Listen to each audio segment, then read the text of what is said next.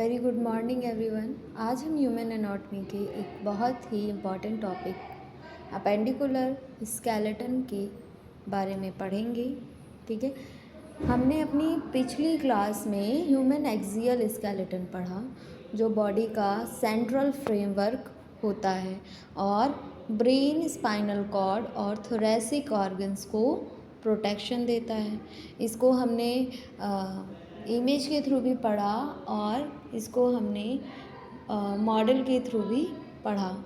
ठीक है, लेकिन आज हम उस स्केलेटन के बारे में पढ़ेंगे, बात करेंगे जो हमें चलने, दौड़ने और ऑब्जेक्ट पकड़ने, लिखने, उठाने, बैठाने और डेली एक्टिविटीज़ करने में हेल्प करती हैं। इसी को अपेंडिकुलर स्केलेटन कहते हैं। अपेंडिकुलर वर्ड अपेंडेज से आया है। अपेंडिकुलर वर्ड कहाँ से आया है? अपेंडेज से आया है। अपेंडेज का मतलब होता है बॉडी से अटैच्ड लिम्ब। अपेंडेज का मतलब होता है बॉडी से अटैच्ड लिम्ब, यानी आर्म और लेग। ठीक है, अगर हमारे पास अपेंडिकुलर स्केलेटन ना हो तो हम सिर्फ सीधे खड़े रह सकते हैं। ठीक है, अगर हमारे पास अपेंडिकुलर स्केलेटन ना हो तो हम सिर्फ क्या रह सकते हैं? सीधे खड़े रह सकते हैं। लेकिन ना तो हम चल पाएंगे, ना किसी चीज़ को पकड़ पाएंगे और ना ही अपनी बॉडी को फ्रीली मूव कर पाएंगे। ठीक है, अगर अपेंडिकुलर स्केलेटन ना हो। ठीक, इसीलिए अपेंडिकुलर स्केलेटन को स्केलेटन ऑफ मूवमेंट भी कहा जाता है। ठीक है, इसीलिए जो अपेंडिकुलर है इसको क्या कहा जाता है? मूवमेंट ऑफ स्केलेटन भी कहा जाता है, स्केलेटन ऑफ मूवमेंट भी कहा जाता है। ठीक है, आप जैसा आपको इमेज में दिख रहा होगा कि इसमें जो एक्सियल स्केलेटन था वो येलो पार्ट में शो कर रहा है। ठीक है, और जो अपेंडिकुलर स्केलेटन है वो ब्लू कलर से डिनोट किया गया है। ठीक है, तो इसमें अब कन्फ्यूजन जैसी कोई चीज़ रहनी नहीं चाहिए। ठीक है, इसमें अब कोई भी कन्फ्यूजन जैसी चीज़ होगी नहीं। तो चलिए स्टार्ट करते हैं। तो अपेंडिकुलर स्केलेटन हमारे ह्यूमन स्केलेटन का वो पार्ट है जो अपर लिम्ब, लोअर लिम्ब और उन्हें एक्सियल स्केलेटन से कनेक्ट करने वाले ग्रिडल से मिलकर बना होता है। ठीक है, क्या होता है? अपेंडिकुलर स्केलेटन ह्यूमन स्केलेटन का वो पार्ट है जो अपर लिम्ब्स, लोअर लिम्ब्स और उन्हें एक्सियल स्केलेटन से कनेक्ट करने वाले ग्रिडल से मिलकर बना होता है।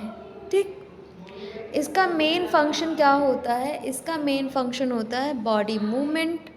ठीक है, locomotion, support, balance, muscle attachment, fine motor activities. ठीक है, और इसमें टोटल 126 बोन्स अपेंडिकुलर स्केलेटन में होती हैं। कितनी होती हैं? 126 बोन होती हैं अपेंडिकुलर स्केलेटन में। ठीक, ध्यान रखिए टोटल ह्यूमन स्केलेटन कितना होता है? 206 बोन्स होती हैं। एक्सियल स्केलेटन में कितना होता है? 80 बोन्स होती हैं। अपेंडिकुलर में 126 बोन्स होती हैं। ठीक है, और इसके कंपोनेंट क्या क्या होते हैं? कंपोनेंट्स ऑफ इस अपेंडिकुलर स्केलेटन में के 4 मेजर कंपोनेंट होते हैं। कौन से 4 मेजर कंपोनेंट होते हैं? ये कौन कौन से हैं? पहला है पेक्टोरल ग्रिडल। क्या है? पेक्टोरल ग्रिडल, जिसे शोल्डर बोलते हैं। पेक्टोरल ग्रिडल आपको इमेज में शो हो रहा होगा। ये अपर लिम्ब को एक्सियल स्केलेटल से कनेक्ट करता है। ये क्या करता है? अपर लिम्ब को एक्सियल स्केलेटन से कनेक्ट करता है। ठीक है, और इसमें क्या होता है? क्लेविकल और स्कैपुला। क्लेविकल जो कॉलर बोन होती है, जिसे ब्यूटी बोन भी कहते हैं, वो होती है, और स्कैपुला जो आपके पीछे का पार्ट होता है, ठीक है, ये होता है स्कैपुला। ये भी दो दो पेयर में प्रेजेंट होती है, मतलब एक पेयर, एक दो बोन्स होती हैं, ठीक है। नेक्स्ट है इसमें अपर लिम्ब। अपर लिम्ब में क्या है? अपर लिम्ब में इसमें शोल्डर से लेकर फिंगर तक की सारी बोन्स आती हैं। अपर लिम्ब में कौन सी बोन्स आती हैं? शोल्डर से लेकर फिंगर तक की सारी बोन्स इसमें आती हैं। पेल्विक में, पेल्विक ग्रीडल में ये लोअर लिम्ब को एक्सियल स्केलेटन से कनेक्ट करता है। ये क्या करता है? पेल्विक लोअर लिम्ब को एक्सियल स्केलेटल से कनेक्ट करता है। लोअर लिम्ब हिप से लेकर टोज तक की सारी बोन्स लोअर लिम्ब का पार्ट है। अब हम एक एक कंपोनेंट को अच्छे से पढ़ते हैं। चलिए, पेक्टोरल ग्रीडल, जिसे शोल्डर कहते हैं, सबसे पहले इसकी बात करते हैं। पेक्टोरल ग्रीडल, ठीक है, इसका दूसरा नाम है शोल्डर ग्रीडल, ठीक है, इसका दूसरा नाम क्या है? शोल्डर ग्रीडल। ये अपर लिम्ब का एक्सियल स्केलेटन से अटैच होता है। ये क्या है? अपर लिम्ब को एक्सियल स्केलेटन से अटैच करता है, ठीक है, अपर एक्सियल, ठीक है, अपर लिम्ब को एक्सियल स्केलेटन से, देख सकते हैं आप, ये जो बोन्स हैं, ठीक है, क्लेविकल बोन से अटैच होंगी, तभी वो किससे अटैच होगा? एक्सियल स्केलेटन से अटैच होगा, ठीक है। पेक्टोरल ग्रीडल में टोटल 4 बोन्स होती हैं। पेक्टोरल ग्रीडल में कितनी बोन्स होती हैं? 4 बोन्स होती हैं। क्लेविकल और 2 स्कैपुला, 2 क्लेविकल 2 स्कैपुला। ये बॉडी की राइट साइड पर क्लेविकल और एक स्कैपुला होती है। लेफ्ट साइड पर भी एक एक होती है, ठीक है। मैंने बताया था आपको कि इसी बोन को, जो क्लेविकल है, इसको कॉलर बोन, ब्यूटी बोन भी कहते हैं, ठीक है। और यही क्या करती है? एक्सियल स्केलेटन को कनेक्ट करती है, किससे? अपर लिम्ब को, ठीक है। अब आते हैं इसके फंक्शन पे। तो इसका फंक्शन क्या है? अपर लिम्ब को सपोर्ट देना, शोल्डर जॉइंट बनाना, और आर्म को फ्रीली मूव करने देना, ठीक। मसल्स के अटैचमेंट के लिए सरफेस प्रोवाइड करना, मसल के अटैचमेंट के लिए सरफेस प्रोवाइड करना, बॉडी से आर्म तक फोर्स ट्रांसफ़र करना, बॉडी से आर्म तक फोर्स प्रोवाइड करना, बॉडी से आर्म तक फोर्स प्रोवाइड करना। इसी वजह से हम आर्म को 360 डिग्री के आसपास डिफरेंट डायरेक्शंस में मूव कर पाते हैं, ठीक है। क्या करता है? फोर्स ट्रांसफ़र करता है, ठीक है, बॉडी से आर्म तक फोर्स ट्रांसफ़र करता है। तो इसी वजह से क्या होता है? हम अपने आर्म को 360 डिग्री तक क्या कर पाते हैं? डायरेक्शन में मूव कर पाते हैं, ठीक है, 360 डिग्री के डायरेक्शन में हम मूव कर पाते हैं, ठीक है। अब आता है क्लेविकल कोलर बोन, ठीक है, क्लेविकल कोलर बोन।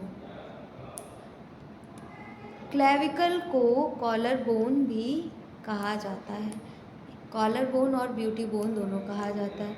ये बॉडी की पहली बोन है जो स्किन के बिल्कुल नीचे फील होती है, ठीक है।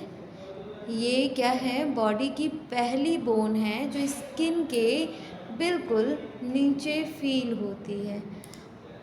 आप अपने शोल्डर के ऊपर हाथ रखेंगे तो एक हार्ड बोन महसूस होगी, वही क्लेविकल है, ठीक है, वही बोन क्या है? क्लेविकल है। आप अपने शोल्डर के ऊपर हाथ अगर रखेंगे तो एक हार्ड बोन फील होगी, ठीक है। और वही क्या है, क्लेविकल बोन है।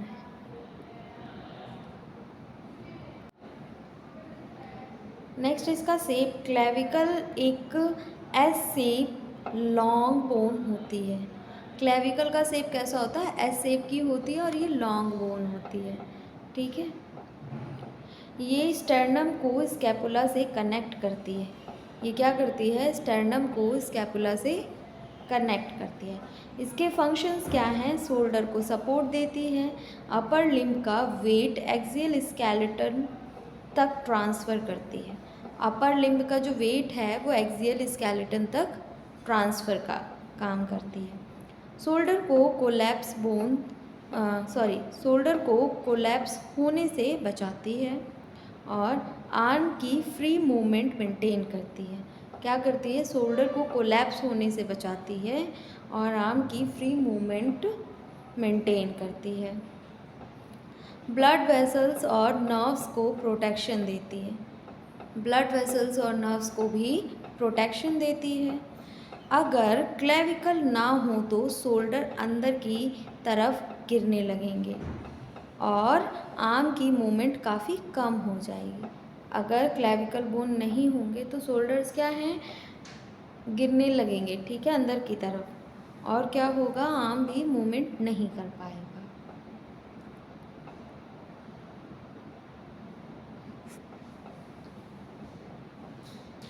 जैसे एक क्लिनिकल इम्पोर्टेंस आपको बताती हूँ। क्लेविकल बॉडी की सबसे कॉमनली फ्रैक्चर्ड बोन में से एक है। क्लेविकल क्या है, सबसे कॉमन फ्रैक्चर्ड बोन में से एक है।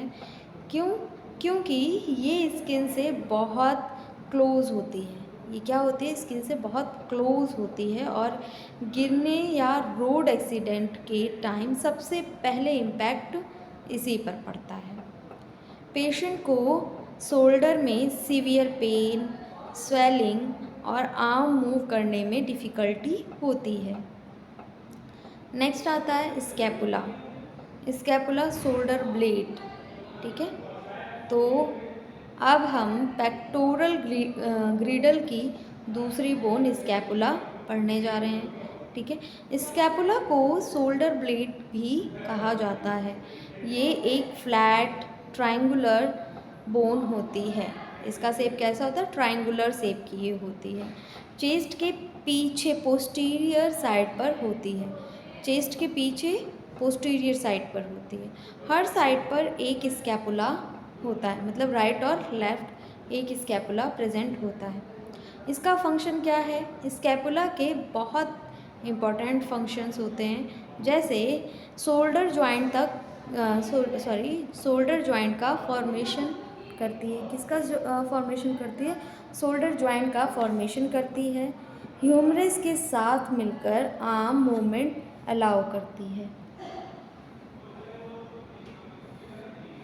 ह्यूमरस के साथ मिलकर आर्म मूवमेंट अलाउ करती है। मसल्स को अटैचमेंट प्रोवाइड करती है और शोल्डर की स्टेबिलिटी मेंटेन करती है। जैसे स्कैपुला पर 15 से भी ज़्यादा मसल्स अटैच्ड होती हैं, ठीक है। स्कैपुला पे 15 से भी ज़्यादा मसल्स अटैच्ड होती हैं। इसी वजह से ये शोल्डर बॉडी का सबसे मोबाइल जॉइंट माना जाता है, ठीक है। ये क्या होता है, शोल्डर बॉडी का सबसे मोबाइल जॉइंट माना जाता है, मीन्स मूव करने वाला जॉइंट माना जाता है, ठीक है। इसका क्लिनिकल इम्पोर्टेंस बताते हैं। स्कैपुला बहुत स्ट्रॉन्ग बोन होती है। इसका फ्रैक्चर कॉमन नहीं होता क्योंकि ये मसल से अच्छी तरह कवर्ड होती है, ठीक है।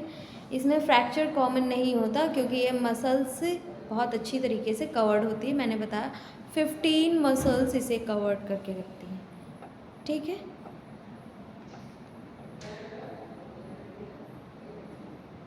कितनी मसल्स इसे कवर्ड करके रखती हैं, 15 मसल्स, ठीक है।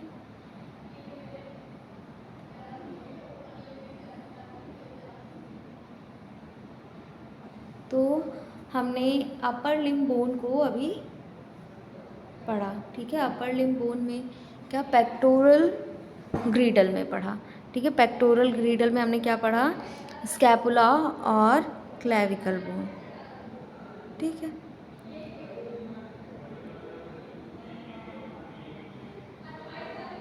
अब हम अपर लिम्ब में 30 बोन्स को पढ़ेंगे, जो कि एक humerus, radius, ulna, carpals, metacarpals, phalanges, ठीक है। अब हम इन्हें एक एक करके पढ़ेंगे।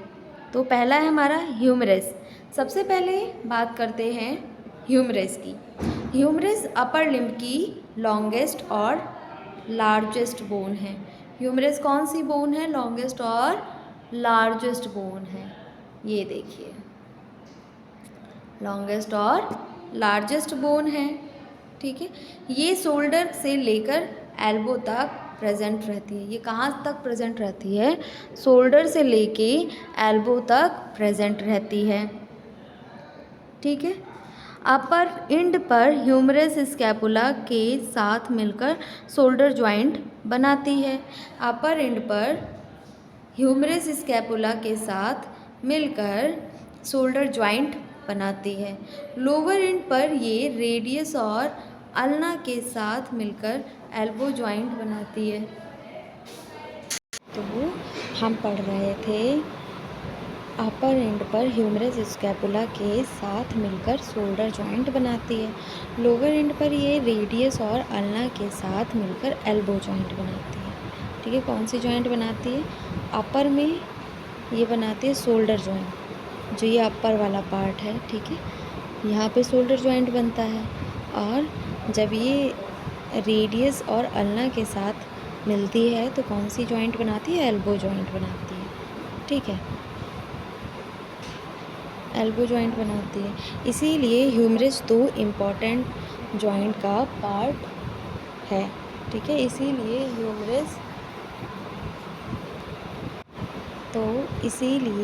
ह्यूमरस दो इम्पॉर्टेंट जॉइंट का पार्ट है, जैसे शोल्डर जॉइंट और एल्बो जॉइंट, ठीक है।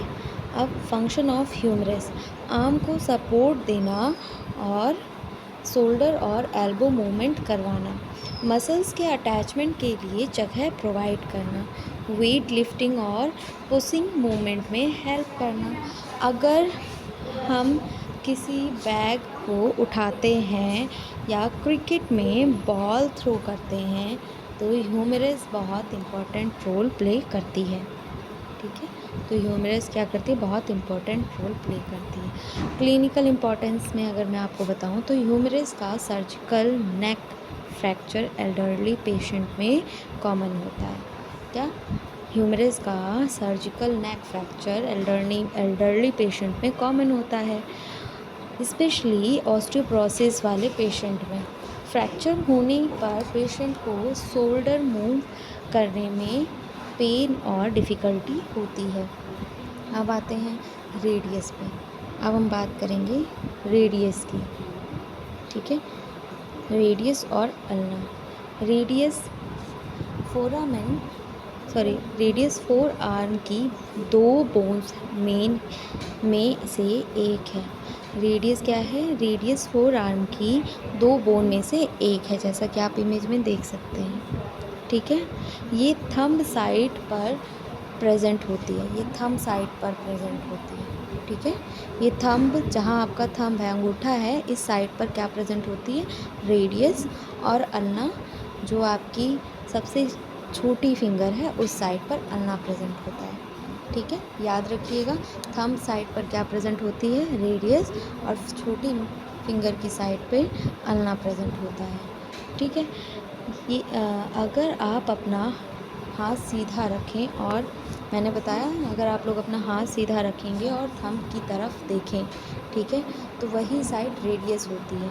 अब इसका फंक्शन क्या है, रिस्ट जॉइंट का मेजर पार्ट है, ये रिस्ट जॉइंट का मेजर पार्ट है, और फोर आर्म को रोटेट करने में हेल्प करती है, और प्रोनेशन और सुपिनेशन मूवमेंट करवाती है। और कौन सा मूवमेंट करवाती है, प्रोनेशन और सुपिनेशन में हेल्प करवाती है, ठीक है। और प्रोनेशन और सुपिनेशन होता क्या है? तो प्रोनेशन का मतलब है पाम को नीचे की तरफ करना, सुपिनेशन का मतलब है पाम को ऊपर की तरफ करना। ठीक है, इसी की हेल्प से हम कर पाते हैं। ये दोनों मूवमेंट मेनली रेडियस की वजह से पॉसिबल है। ये दोनों मूवमेंट मेनली रेडियस की वजह से पॉसिबल है। जैसे जब आप स्क्रू ड्राइवर घुमाते हैं या फिर डोर हैंडल रोटेट करते हैं, या फिर डोर हैंडल रोटेट करते हैं, तब रेडियस एक्टिवली काम करती है। तब क्या रेडियस एक्टिवली काम करती है। अब इसका क्लिनिकल इम्पोर्टेंस मैं आपको बता, देखिए क्लास में आपको इसके साथ साथ क्लिनिकल इम्पोर्टेंस से बताते आ रही हूँ कि मतलब क्या क्या अगर फ्रैक्चर होता है तो कैसे मतलब किस बोन पे ज़्यादा इफ़ेक्ट पड़ती है। ठीक है, तो क्लिनिकल इम्पोर्टेंस इसका क्या है? रेडियस की डिस्टल एंड फ्रैक्चर, ठीक है, बहुत कॉमन है। रेडियस की डिस्टल एंड फ्रैक्चर बहुत कॉमन है। ये यूजुअली तब होती है जब कोई पर्सन हाथ के बल गिर जाता है। ठीक है, ये कॉमन कब होती है? जब कोई पर्सन हाथ के बल पे पूरा गिर गया हो। अब आते हैं अल्ना पे। अल्ना भी फोर आर्म की बोन है। ये लिटिल फिंगर की साइड होती है। मैंने बताया अंगूठी की साइड हमारा रेडियस होता है और लिटिल फिंगर की साइड हमारा अल्ना होता है।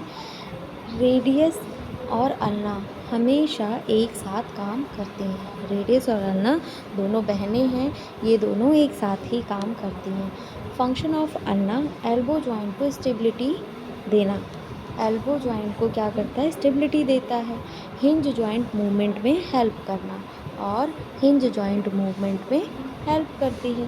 फोर आर्म को सपोर्ट देती है, और क्या करती है? फोर आर्म को सपोर्ट देती है। मसल एक अटैचमेंट प्रोवाइड करती है। मसल्स के अटैचमेंट प्रोवाइड करती है। रेडियस और अल्ना में डिफरेंस अब देखते हैं कि इन दोनों में क्या क्या डिफरेंस है। तो जैसे रेडियस थंब साइड होता है। रेडियस किसकी साइड होता है? थंब साइड होता है। रोटेशन में ज़्यादा रोल प्ले करता है। ये रोटेशन में ज़्यादा रोल प्ले करता है सुपिनेशन प्रोनेशन करने में। ठीक है, रिस्ट मूवमेंट में इम्पॉर्टेंट होता है। किस में इम्पॉर्टेंट होता है? रिस्ट मूवमेंट में इम्पॉर्टेंट होता है। अल्ना लिटिल फिंगर साइड और स्टेबिलिटी प्रोवाइड करती है। ठीक, एल्बो मूवमेंट में इम्पॉर्टेंट रोल प्ले करती है। एल्बो किस मूवमेंट में रोल प्ले करती हैं? एल्बो मूवमेंट में रोल प्ले करती हैं। ठीक है,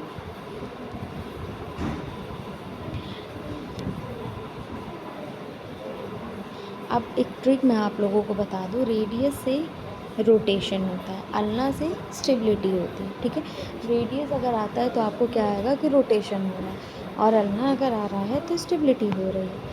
अब आता है कार्पल। ठीक है, कार्पल्स जो दिया हुआ है आपकी इमेज में, कार्पल्स। ठीक है, कार्पल्स हर हैंड में 8 कार्पल्स होती हैं। सबके हाथ में 8 कार्पल्स होती हैं। ठीक है, दोनों हैंड्स मिलकर टोटल 16 कार्पल्स होती हैं। अगर दोनों हैंड्स के कार्पल्स मिलाए जाएं तो 16 कार्पल्स होती हैं। ठीक है, ये छोटी छोटी बोन्स मिलकर रिस्ट को फ्लैक्सिबल बनाती हैं। ये छोटी छोटी बोन्स मिलकर क्या करती हैं? रिस्ट को फ्लैक्सिबल बनाती हैं। जैसे कार्पल बोन, 8 कार्पल बोन कौन कौन सी होती है? स्कैफॉइड, ठीक है, स्कैफॉइड होती है, ल्यूनेट होती है, और ट्रिक्वेट्रम होती है, पिसीफॉर्म होती है, ट्रेपजियम होती है, ट्रेपजॉइड होती है, कैपिटेट होती है, और हैमेट होती है। ठीक है, ये टोटल कितनी होती है? 8 बोन्स होती हैं। 8 बोन्स होती हैं। ठीक है, और इनके फंक्शन क्या होते हैं? रिस्ट मूवमेंट में हेल्प करना, शॉक एब्जॉर्बर करना, शॉक एब्जॉर्बर की तरह काम करती हैं, फ्लेक्सिबिलिटी प्रोवाइड करती हैं, और हैंड की फाइन मूवमेंट को स्मूथ बनाती हैं। ठीक है, इसका इम्पॉर्टेंट क्या है, क्लिनिकल इम्पोर्टेंस क्या है इसका? स्कैफॉइड सबसे कॉमनली फ्रैक्चर कार्पल्स बोन है। ठीक है, स्कैफॉइड क्या है? सबसे कॉमनली फ्रैक्चर्ड कार्पल बोन है।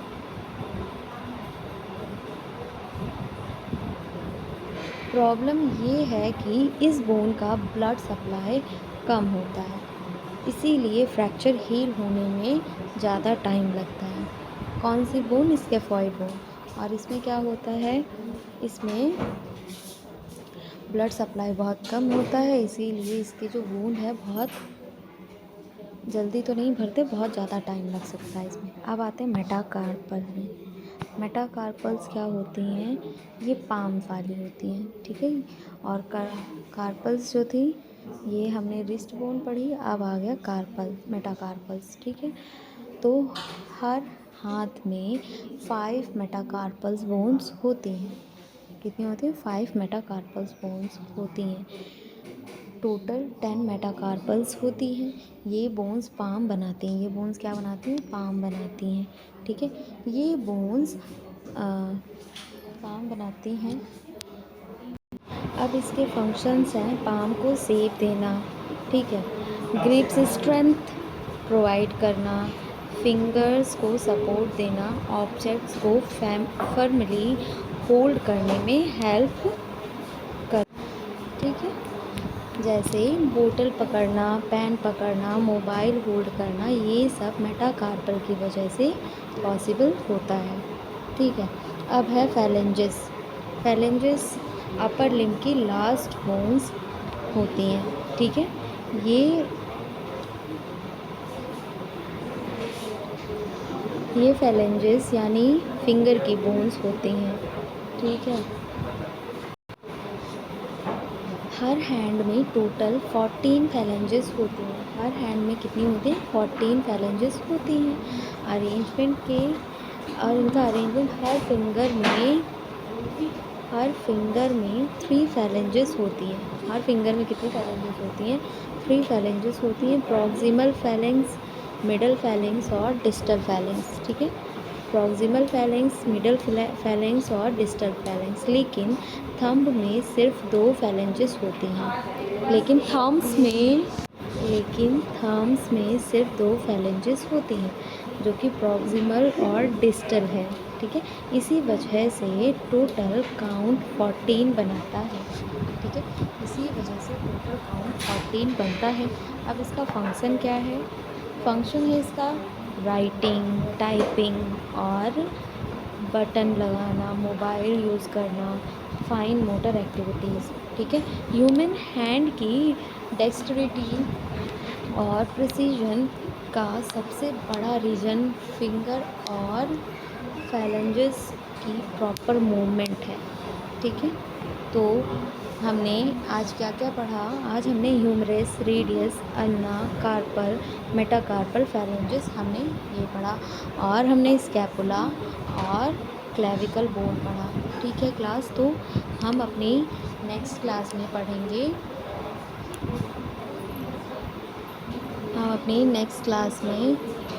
पेल्विक ग्रीडल पढ़ेंगे, लोअर लिम्ब। हमने अपर लिम्ब आज हम कंप्लीट किया, अब हम पढ़ेंगे लोअर लिम्ब, ठीक है।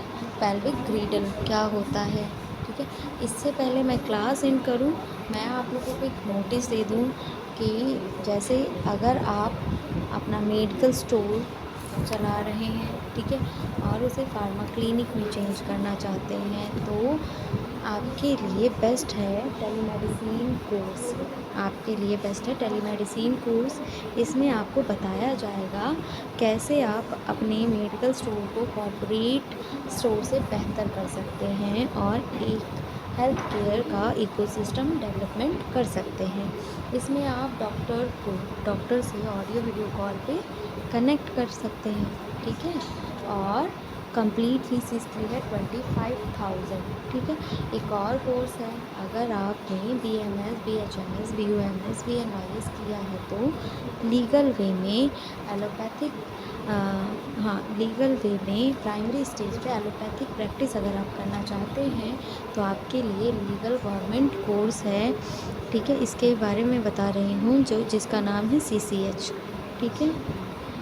ये 1 साल का कोर्स है और इसकी कंप्लीट फ़ीस है 25,000। मैंने आपको 2 कोर्सेज़ बताए, इन दोनों कोर्सेज़ की कंप्लीट फ़ीस है 25,000। अगर आप लोग इंटरेस्टेड हैं, ठीक है, अगर आपको करना है तो आप इन दोनों में से कोई भी एक कोर्स कर सकते हैं। जैसे जिन बच्चों ने अपना मेडिकल स्टोर खोल रखा है, फार्मा क्लिनिक में उसे अपना चेंज करना है, तो वो ये टेलीमेडिसिन कोर्स कर सकता है। और जिन्होंने बीएमएस, बीएमएस, बीएचएमएस, बीओएमएस, पीएनवाईएस किया है, वो अपना वो अपना सीसीएच कर सकता है। ठीक है, अगर आप लोग इंटरेस्टेड हैं तो हमारे दिए गए नंबर पर कॉल कर सकते हैं। ठीक है, और अपनी इंक्वायरीज़ कर सकते हैं, आप पूछ सकते हैं कि कौन सा कॉलेज, कैसा कॉलेज, क्या सब्जेक्ट, सब कुछ। ठीक है, आपकी जितनी भी इंक्वायरीज़ रहेगी, जितनी भी क्वेरीज़ रहेगी, सब आपका क्लियर किया जाएगा। Thank you class. आज हम क्लास यहीं पर एंड करते हैं, नेक्स्ट क्लास में पढ़ेंगे आप लोअर लिम्ब। ठीक है।